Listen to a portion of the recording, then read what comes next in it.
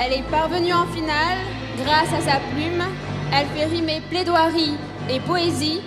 Mesdames, messieurs, je vous demande d'applaudir Solène Meruex.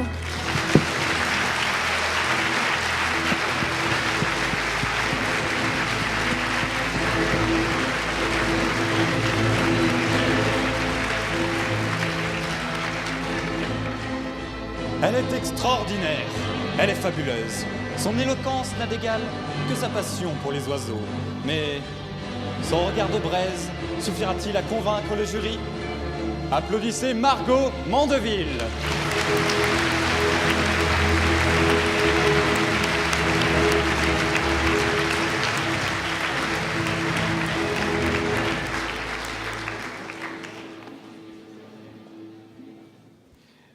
Bien, nous passons au cas pratique. Mademoiselle Meruex, vous avez la parole en qualité de demandeur.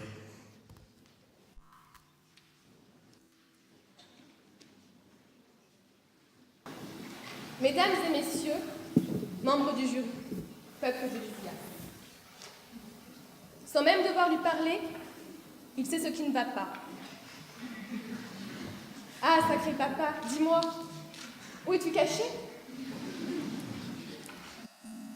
Ça doit faire au moins 1000 fois que j'ai compté mes doigts.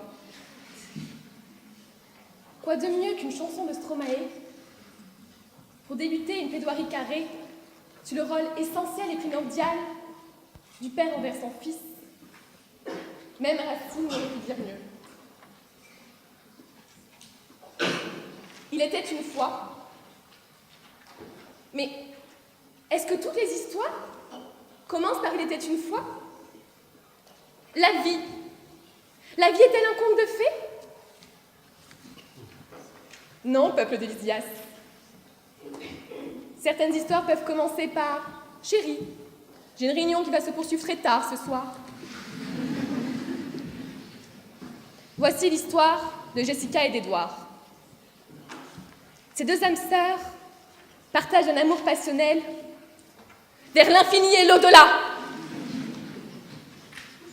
Entre rupture et réconciliation, ce jeune couple ne peut se résoudre à se séparer, et ce, malgré des péripéties dignes d'un cas pratique de droit civil, comportant 7 problèmes de droit.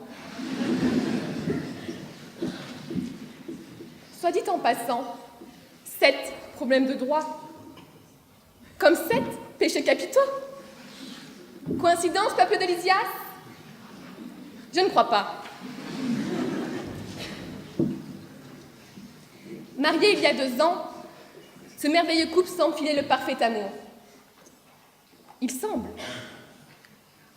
Jessica s'ennuie. L'ennui. L'ennui n'est-il pas alors l'un des principaux visages de la rupture? L'ennui, c'est le malheur des couples heureux. Il survint lorsqu'on s'y attend le moins, s'installe confortablement et ne disparaît que lorsque l'un des membres du couple faute. Étienne Rey disait « Lorsqu'un homme s'ennuie, il a besoin d'être stimulé. Lorsqu'une femme s'ennuie, elle a besoin d'être retenue. »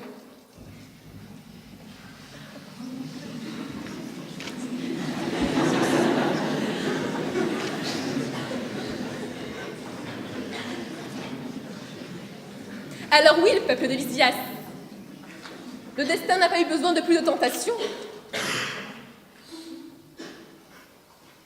Jessica rencontra alors mon client, Dylan Houtet. Délicieux jeune homme, sur sa moto, il ravive alors la passion enfouie dans les profondeurs du cœur de Jessica. Je parle bien entendu de cette fièvre de l'esprit qui vous pousse à défier la raison qui vous habite. Dans un train d'enfer, Jessica savoure alors le souffle du vent sur son visage. Elle n'a besoin de personne, excepté de Dylan Houtet, de sa Harley Davidson. Ainsi, comment Jessica aurait-elle pu résister? Comment vous, peuple de Lysias, aurez pu résister? Et qui d'abord ici, parmi nous, aurait pu résister? Mais l'inévitable arriva. Édouard a fini par s'apercevoir qu'il n'était pas le seul à partager la fidélité de sa femme.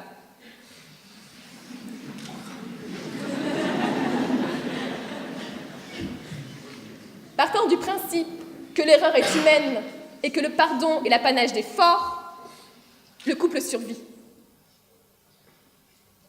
Le spectacle de la vie reprend alors son cours comme si de rien n'était et se couronne par la naissance du jeune Hugo. Se pose alors un problème, venant assombrir la félicité de ce jeune couple. Qui est le père? Qui est donc le père de cet enfant? Pour mon client, Dylan, la réponse est force de conviction et d'évidence. Une seule et unique réponse. Lui, Dylan, est le père biologique d'Hugo. Le bonheur n'est interdit à personne. En vertu de l'article 332 du Code civil, la présomption de paternité peut être contestée en rapportant la preuve que le mari ou l'auteur de la reconnaissance n'est pas le père. Ainsi en ce jour, devant vous, mon client conteste la filiation établie entre Édouard et Hugo, du fait de la présomption de paternité. L'action de Dylan, ayant été introduite quelques jours, devrais-je dire quelques heures, après la naissance du jeune Hugo, est sans conteste recevable. Chers contradicteurs, vous ne pouvez, ne serait-ce qu'un instant, arguer de l'irrecevabilité de cette requête. Même si je vous l'accorde, elle vient troubler la paix de cette famille. C'est évident. Alors à la question, où est ton papa? Dis-moi, où est ton papa? Mesdames et messieurs, ce père n'est nul autre que Dylan. Membres du jury, peuple de Lysias, comment pouvez-vous priver Hugo de l'amour inconditionnel de son père? C'est impossible, inadmissible et impensable. L'amour d'un père pour son fils est semblable à un étudiant en droit et le réconfort de son code civil. Alors oui, cessez donc de tourner la roue de la paternité. Dylan est le numéro gagnant. Le fait que Dylan ait effectué une reconnaissance prénatale de paternité atteste bien entendu de son sérieux dans cette action. Aucun homme, je dis bien aucun homme, n'aurait effectué une telle démarche avec de telles conséquences juridiques sans être sûr d'être le père. L'amour et l'adoration de Dylan pour son fils ne peuvent être mis en cause. Ces sentiments éternels résident dans la foi intense de la paternité de Dylan pour son fils. Ne cherche plus Hugo, papa est là. Selon l'article 310-3 du Code civil, mon client peut contester par tout moyen la présomption de paternité. La Cour de cassation, par un arrêt rendu en 2007, précise qu'aucun indice ou présomption de paternité n'est nécessaire pour ordonner une expertise biologique. Ainsi, en ce jour devant vous, mon client souhaite procéder à ces tests biologiques qui, soyez-en sûrs, et de manière indiscutable, prouveront sa paternité. Votre client, cher contradicteur, se voit juridiquement dans l'impossibilité même de refuser ces tests. La Cour de cassation, dans un arrêt en 2000, a déclaré que l'expertise biologique est de droit en matière de filiation, sauf s'il existe un motif légitime pour ne pas y procéder. Or, dans cette affaire, aucun motif n'est présent. Ô peuple de Lysias, membres du jury, mesdames et messieurs, il y a dans le regard de Dylan une lueur particulière qui ne s'éteindra jamais. La lueur de l'amour paternel. Cette tendresse est l'incarnation de l'adoration de Dylan pour son fils. Une question. Une ultime question. L'amour paternel n'est-il pas alors le sentiment le plus certain au monde? Alors oui, 1000 fois oui, le temps est père de vérité.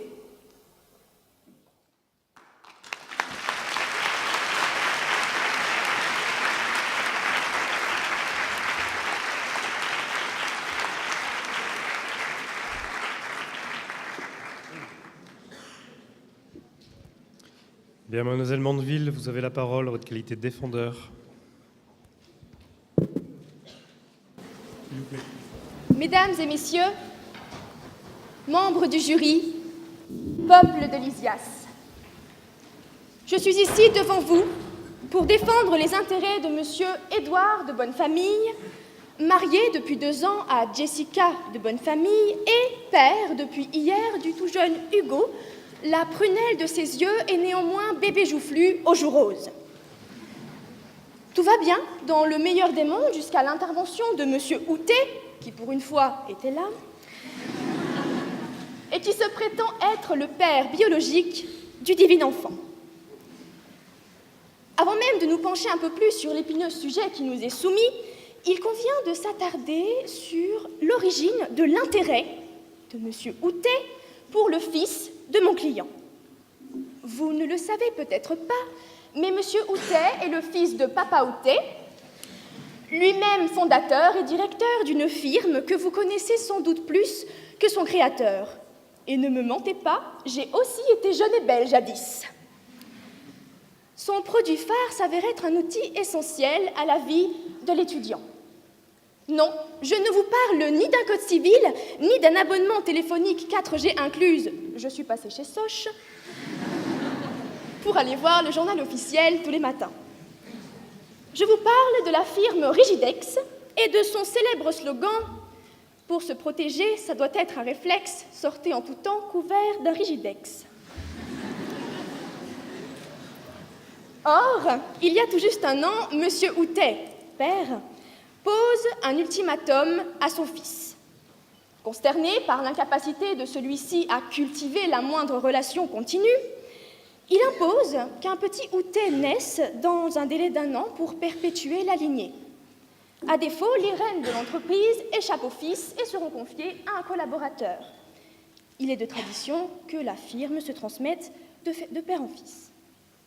Ainsi menacé d'être déshérité et privé de tout subside, dit la Houtet, qui ne dispose que d'un court instant pour ensemencer un jardin, s'attache alors à ratisser non pas 1, ni 2, ni 3, mais bien 9 terrains fertiles, qu'il délaisse aussi vite en raison des roses qu'il y récolte, lui ne voulant qu'un simple chou. Ainsi, les petites Marguerite, Lila, Capucine, Violette et Angélique n'ont jamais suscité le moindre intérêt de la part de monsieur Houtet, puisqu'elles sont nées filles. Le jeune Hugo, lui, est né garçon, sous le signe du chou, bien que chèvre selon son signe chinois, comme quoi la vie peut être bien faite. Ceci explique l'intérêt appuyé de monsieur Houtet pour le fils de mon client. Maintenant que nous connaissons ses motivations plus que douteuses, revenons sur l'attitude exemplaire de mon client. Comme cela n'a échappé à personne, la maternité Sainte-Marguerite a tragiquement fané hier en raison d'un incendie qui n'a laissé fort heureusement aucun blessé. Mais l'homme de cette histoire est celui qui a sauvé sa famille des flammes, et je vous parle de mon client, qui s'est héroïquement extirpé d'une porte de secours, tenant sous un bras sa femme et sous l'autre son nouveau-né. Oui, mesdames et messieurs, mon client, au péril de sa vie, applique une couche, propre, je précise, sur les visages de sa femme et de son fils pour les protéger de la fumée de l'incendie. S'il a pu accomplir cela au péril de sa propre vie, c'est parce qu'il était aux petits oignons avec sa femme au moment de l'accouchement. Il n'en a d'ailleurs pas raté une seule minute, sauf peut-être un court instant entre sa chute dans les pommes aux premières contractions et son réveil au moment de la délivrance. Je me dois d'évoquer l'attitude de l'enfant face à mon client, qui, bien qu'au comme 3 pommes, s'est écrié « Papa !» dès le cri primal. Cela sème le doute et contrevient grandement aux affirmations de mon contradicteur.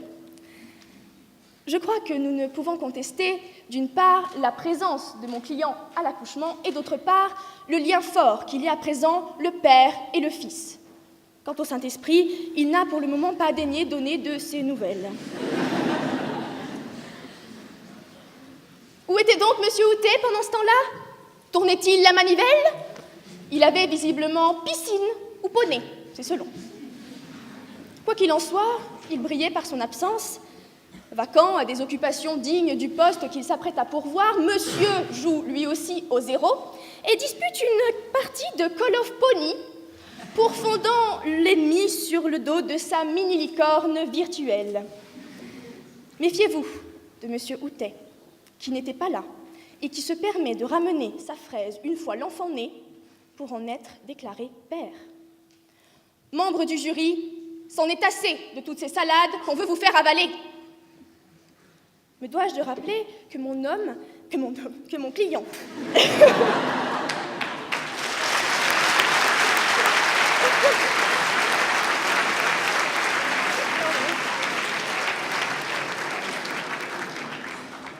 Pardon. Me dois-je de rappeler que mon client est un homme qui a mis en place un climat familial stable. Un homme qui possède par ailleurs un domaine où il fera bon vivre. Un homme qui assure déjà l'avenir de l'enfant puisqu'il lui a déjà acheté une barboteuse Hugo Boss, un high babyphone dernière génération et sa toute première et non dernière Ferrari rouge.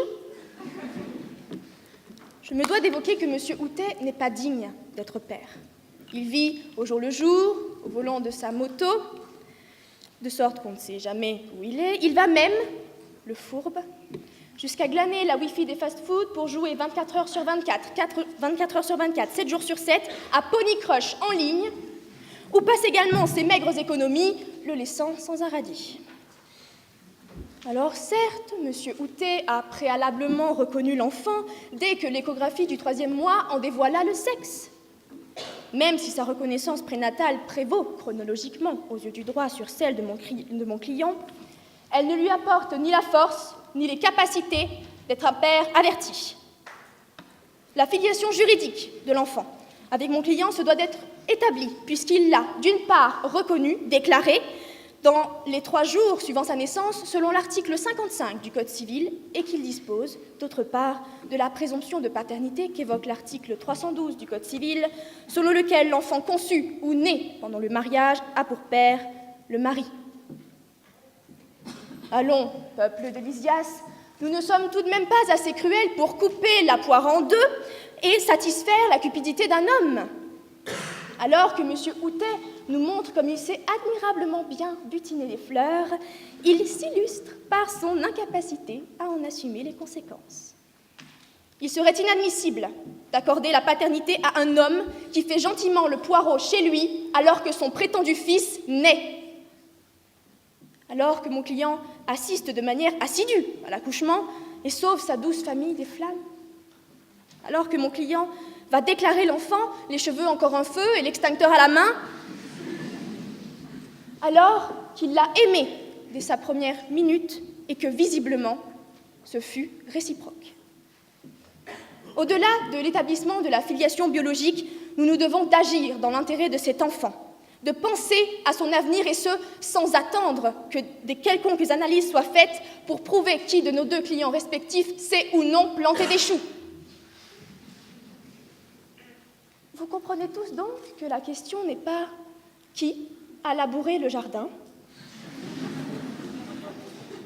qui a planté la petite graine, ou encore à qui revient le droit d'en récolter le fruit. La question est bien qui saura chérir le fruit d'un amour sincère et agir en vrai père.